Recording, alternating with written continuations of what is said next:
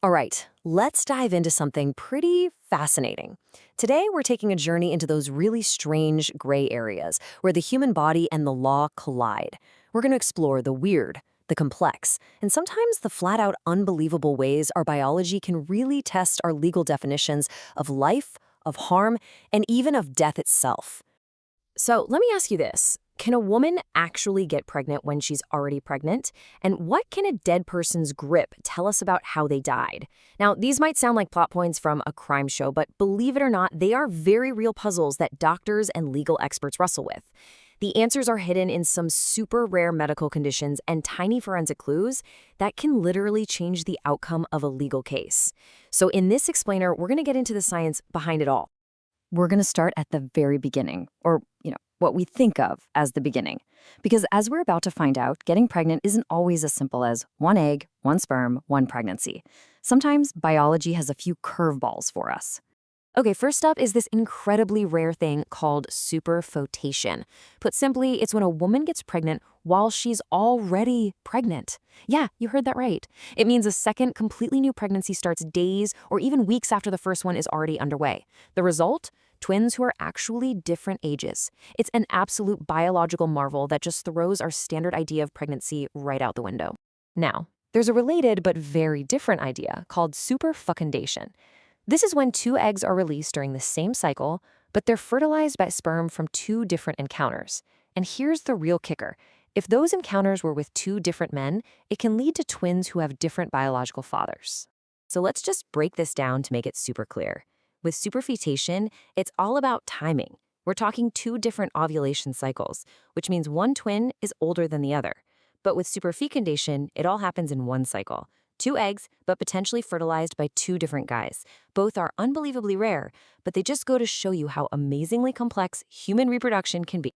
Of course, conception isn't always a natural process. We have artificial insemination, or AI, a medical procedure that helps so many people get pregnant. Now, using a husband's semen is pretty straightforward legally. But when you use a donor's semen, that's known as AI. Well, that opens up a whole Pandora's box of legal and ethical questions. And wow, the legal side of this can be a real minefield. Take a country like India, for example. Using a donor isn't legally adultery because there's no physical intercourse. But, and this is a big but, a child from that procedure is technically considered illegitimate. That means they can't inherit property unless there's a specific law about it. It can even be used as a reason for divorce if it was done without consent. It just goes to show how our technology often moves way faster than our laws can catch up. Okay, let's switch gears. We're shifting from how life begins to how the law looks at the body when it gets injured. How we classify harm is absolutely critical, not just for doctors treating a patient, but for the courts too. Take burns, for example. Over the years, we've had all these different ways of classifying them, with first degree, second degree, all the way up to sixth-degree burns. But really, the modern system boils it all down to something much simpler and more practical. Are the burns superficial or are they deep? This helps make the severity crystal clear for everyone involved. So, superficial burns, think of a bad sunburn. They only affect that very top layer of skin. They're usually red, they hurt a lot, and you might get some blisters, but they generally heal up pretty quickly without much, if any, scarring. Okay, so if we go a little deeper, you get to partial thickness burns. These damage the next layer of skin down, the dermis. The skin looks different. It can be pink or even white, and because the damage is more serious, that's when you start to see a real risk of permanent scarring after it heals. And then you have the most severe kind, full-thickness burns. These destroy all the layers of the skin. And here's the thing that might surprise you. They're often not painful. And why is that? It's because the nerve endings themselves have been completely destroyed by the burn. The skin is often described as leathery, and it needs major medical help to heal. All right, let's clear up two words that get mixed up all the time, but mean totally different things in the eyes of the law: impotence and sterility. Impotence is strictly about the physical inability to perform sexual intercourse. So the key thing to remember is this is about physical function, not about fertility. Sterility, on the other hand, is all about the inability to procreate, to have a biological child. A person can be perfectly capable of intercourse, so they're not impotent, but still be sterile.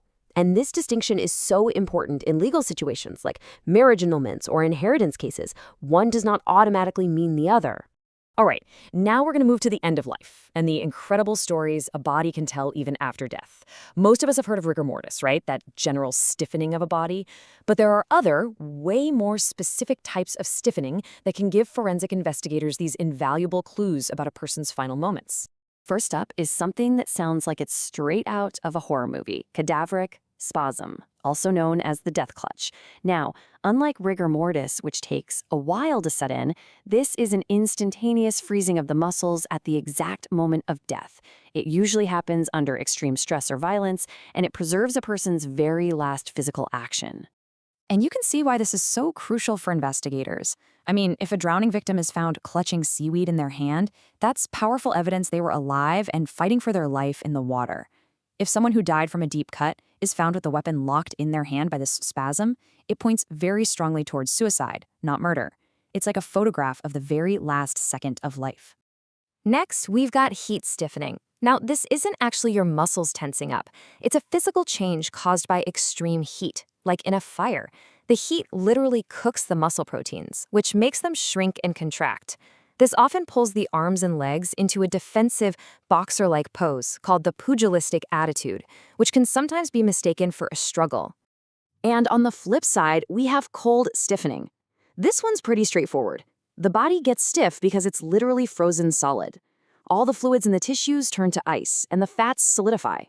It's a purely physical state that goes away as soon as the body thaws out. And finally, there's gas stiffening. This happens much later down the line, during decomposition. As bacteria break down the body, they release gases that can build up, creating pressure that makes the limbs stretch out and become rigid. It's another one of those false rigors that investigators have to be able to tell apart from the real thing.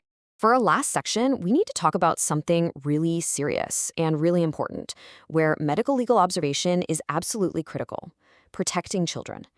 In these cases, understanding the story an injury tells can be a matter of life and death. The clinical name for this is Kafesi syndrome, but you probably know it as battered baby syndrome. And the definition is, well, it's just heartbreaking. It refers to injuries in a young child that are not accidental and have been inflicted by an adult. It's the medical diagnosis for child abuse. So how do doctors and authorities even begin to identify this? Well, there are tragic signs they're trained to look for. One of the biggest is when the story of how an injury happened just doesn't add up with the injury itself.